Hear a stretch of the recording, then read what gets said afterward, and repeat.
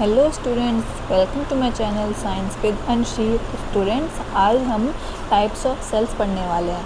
Types of sales मतलब हम sales classify करेंगे ऑन द बेसिस, किस बेसिस पर कि हाँ उसमें वेल डिफाइंड न्यूक्लियस प्रेजेंट होता है एब्सेंट। ठीक है, तो इस टाइप में हम सेल्स को दो टाइप्स में क्लासीफाई करते हैं, prokaryotic cells and eukaryotic cells.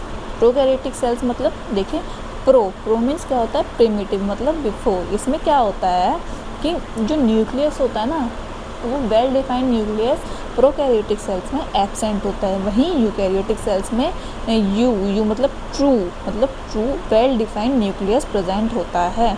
जो प्रोकैरियोटिक सेल्स होती हैं बेटा, उसमें जो न्यूक्लियर है ना, न्यूक्लियर एनवेलप या फिर जिसे हम न्यूक्लियर मेम्ब्रेन्स कह देते हैं, वो एब्सेंट होती है। वहीं यूकैरियोटिक सेल्स में वेल डिफाइंड न्यूक्लियस प्रेजेंट होता है। ओके, ठीक है। सेल्स में जो न्यूक्लियस होता है वो एब्सेंट होता है। वहीं यूकैरियोटिक सेल्स में न्यूक्लियस प्रेजेंट होता है और उसमें न्यूक्लियर मेम्ब्रेन भी होती है।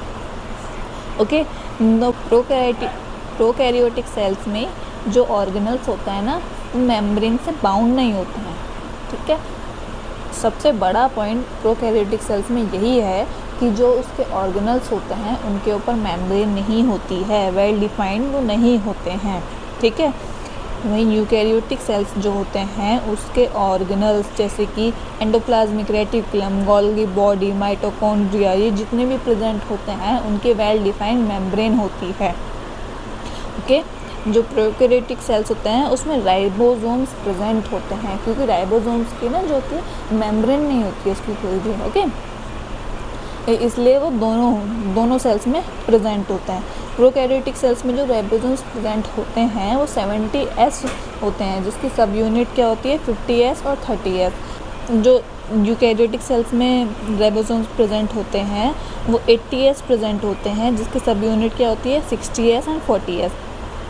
ठीक है, बट जो माइटोकॉन्ड्रिया होता है ना, माइटोकॉन्ड्रिया और क्लोरोप्लास्ट, उनकी जो उसमें जो राइबोसोम्स प्रेजेंट होते हैं ना वो 70S प्रेजेंट होते हैं। ठीक है, so thank you for the day.